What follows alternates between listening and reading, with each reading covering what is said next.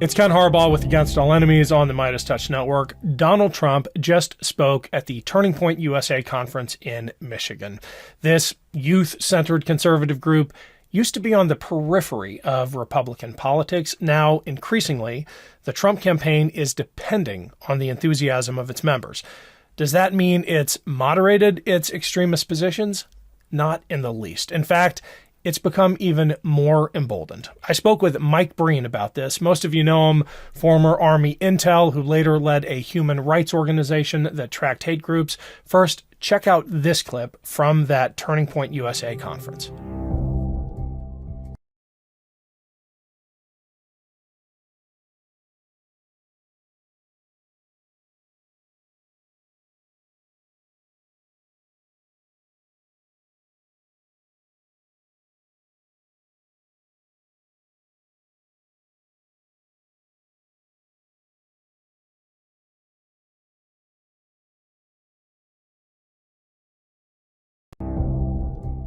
So, Mike Breen, you're a former Army intel officer. You led a human rights organization where you tracked hate speech, you tracked hate groups. Is there anything innocuous at all? Anything fun and innocent about this notion of a white boy summer? Well, Ken, it's always good to see you. One of these days, we're going to talk about something that isn't nuts. No, of course not. Of course not. I mean, white boy summer is, it sounds pretty bad, and it's meant worse than it sounds. Yeah. It's a white supremacist thing. It's a dog whistle, like a lot of these things are. And it's intended to say, look, this is our time. This is the time of white men, right? Which is not a great thing for any of us, including, those of us who are white men who happen to believe that they're living in a society that celebrates everybody and where all of our neighbors belong is a good thing, as I do, and as I know you do. So, no, it's very much one of these alt-right, far-right, white supremacist, dog whistles that seem to change every few months. Like a lot of them, it's kind of engineered to force people like me and guys like you to come out and explain to everybody how offensive it is, which is also designed to make us look like we're, always triggered. But, like the Hawaiian shirts of the Boogaloo boys who want to trigger an apocalypse and like to shoot cops, there's nothing innocent about it. It's an attempt at humor. This one's not even that thinly veiled really at all. Yeah. I mean, it is interesting that these groups have an entire etymology unto themselves. You really have to dig deep to understand the origins of these things. And it's left to people like us to explain how hateful these expressions are. It's a little easier with something like white boy summer, but unless you're read into the coding and the dog whistles, most of it gets right by the majority of the media because it is directed at the folks who have the sensitivity to pick up the whistle. Yeah, exactly. And it's a little bit similar to, the kind of subculture stuff you get with, mostly guys, mostly younger, stereotypical living in their mom's basements who spend way too much time online going super deep on Lord of the Rings or Star Wars or anime or whatever and fighting about all kinds of detailed stuff about these fictional worlds. This is a little bit like that kind of Gamergate culture, except of course, it's a lot less harmless than that. And it's intended to kind of have a wink and nod thing, and you only really get it if you get it and all that stuff. It's an in-group, out-group signifier. Well, it doesn't take much more in this case than an image search of white boy summer to see just how hateful the intent is. Here's honestly page one, Hitler with his summer shades on. You've got a whole catalog of hateful images, hateful memes tied to white boy summer. And, it's like you said, it's an in-group, out-group signifier. It's designed as a motivator for these folks who are read in to the group. The thing that's most disturbing, though, is that this increasingly takes place at conferences like Turning Point USA, which is an official partner of the Trump 2024 campaign. He had nothing to say in terms of disavowing this kind of hateful rhetoric when he just spoke there. Let me play a quick clip from him at Turning Point USA. Thank you very much, and hello Turning Point, and hello Michigan.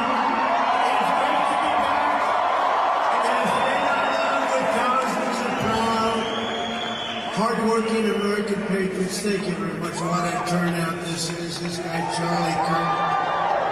I want to thank you all, and I want to thank Charlie Kirk for everything he's done at Turning Point Action for making this event possible. What a great turnout.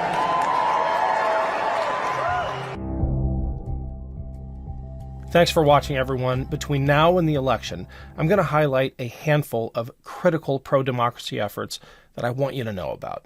The first of these is Veterans for Responsible Leadership, or VFRL. It's an organization on the front lines of the battle to protect our democratic safeguards and to hold accountable those who would dismantle them. VFRL's number one priority between now and November is preventing Donald Trump from being reelected. As an organization led by veterans, VFRL is bringing to bear all that experience and credibility to persuade other veterans and military family members that a vote for Donald Trump is a vote that undermines the very Constitution that those in the military swore to uphold. Here's where VFRL needs your help. If you are a veteran or a family member of one, and if you're looking for ways to make meaningful contributions between now and November, go to VFRL.org. The team there is working on a number of critical initiatives that will make a difference in the coming presidential election. But they need more veteran voices and more volunteers. If you're up for it, go to VFRL.org and sign up. I'll have more updates in the coming months on what they have planned, but trust me, it'll be worth your time. Thanks. This episode of Burn the Boats is brought to you by Manukora honey. This miracle of nature just fell into my lap at the perfect time. It's a rare super honey that is 100% natural and has some unique properties. Manukora makes Manuka honey, a single origin honey that comes from New Zealand, where the bees only feed on the nectar of the Manuka tea tree, making honey that is pure, rich, complex, with a creamier texture that is on a completely different level from the normal honey you find at the supermarket. You can use it as you would any other honey, but what puts the super in Manuka honey is it's rich in oxidants and prebiotics, 3 times more compared to regular honey. On top of that, it contains an antibacterial compound called MGO that can be found exclusively in Manuka honey. The bottom line is that these nutrients support your optimal immune and digestive health, and it's delicious. Manukora sent me a jar and squeeze bottle of their MGO 850 Plus Manuka honey, their best-selling honey. The 850 Plus honey has a creamy caramel texture that is unlike anything I've ever tried. Just grab a spoonful out of the jar and I put it in my favorite beverage, or I squeeze some out on toast or oatmeal. It's delicious. Manukora is savory, delicious, and truly the best honey I've had.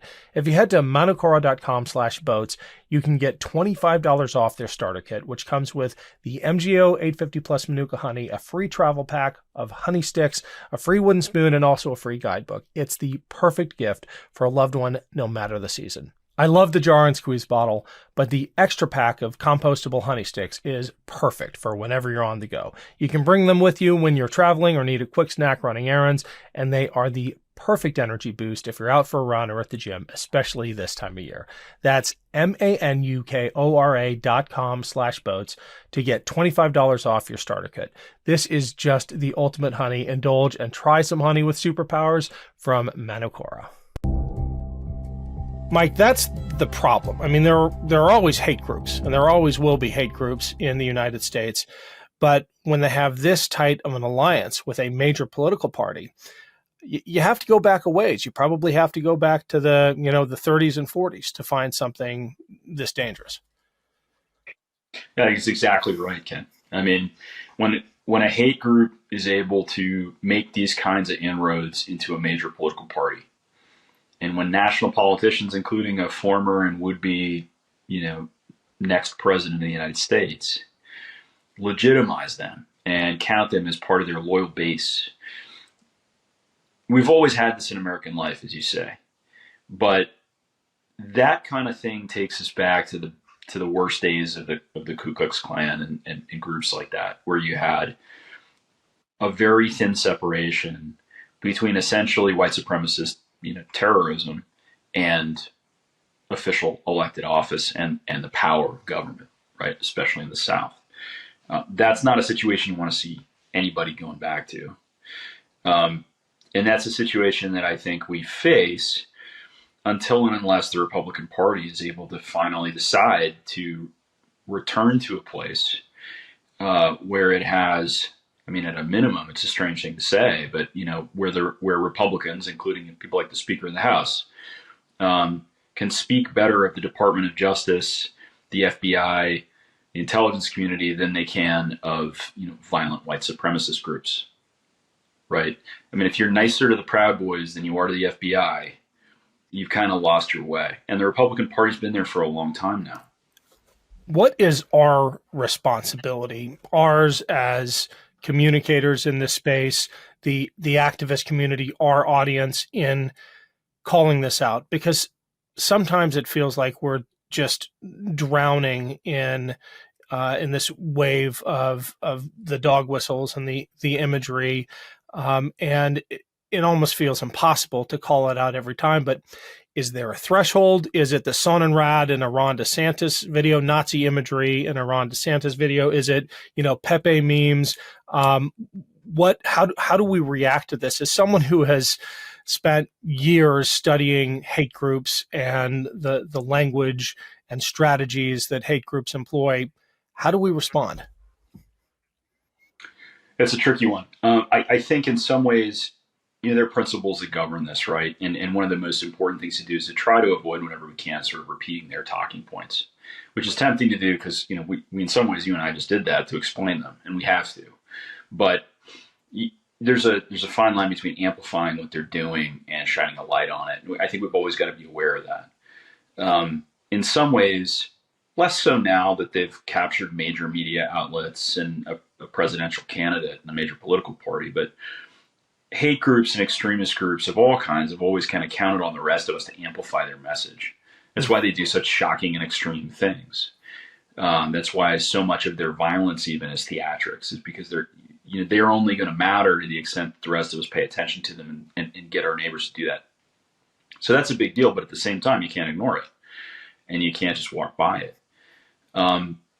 What this movement's trying to do in a lot of ways, I think, Ken, is camouflage itself as normal conservative American political movement, which it's not. And to the greatest extent we can point that out, I think we might make a difference. And the last thing I'll say about this, I guess, is that we talk a lot about the tipping point, what's it going to take? What's it going to take? I don't think there is one except at the individual level. Except, at some point, we've all got to walk into a voting booth alone in November and decide what we think is right for our country and our families and our kids. Yeah. And in that moment, I think it does matter what's been said up to this point to each and every one of us. And I still believe that most people who walk into that voting booth are going to try to do the right thing. And they're going to try to do it for the right reasons. It's our job to help them figure out what that right thing is.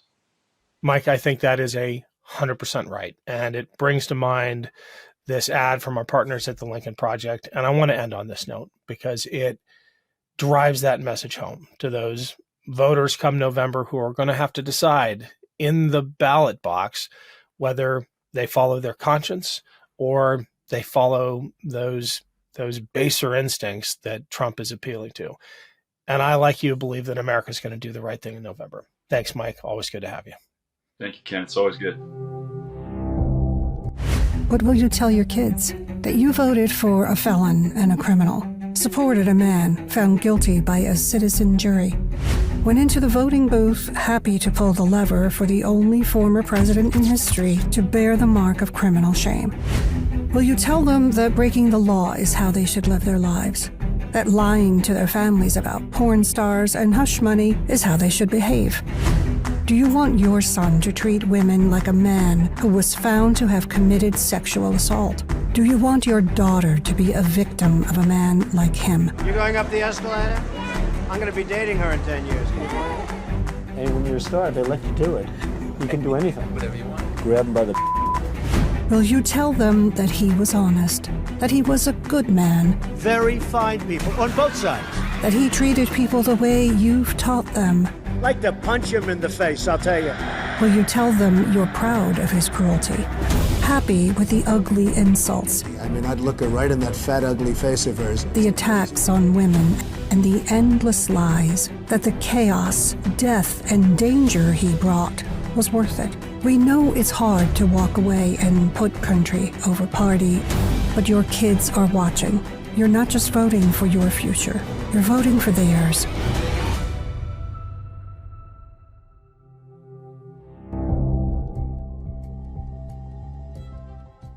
Love this video? Make sure you stay up to date on the latest breaking news and all things Midas by signing up to the MeidasTouch newsletter at MeidasTouch.com/newsletter.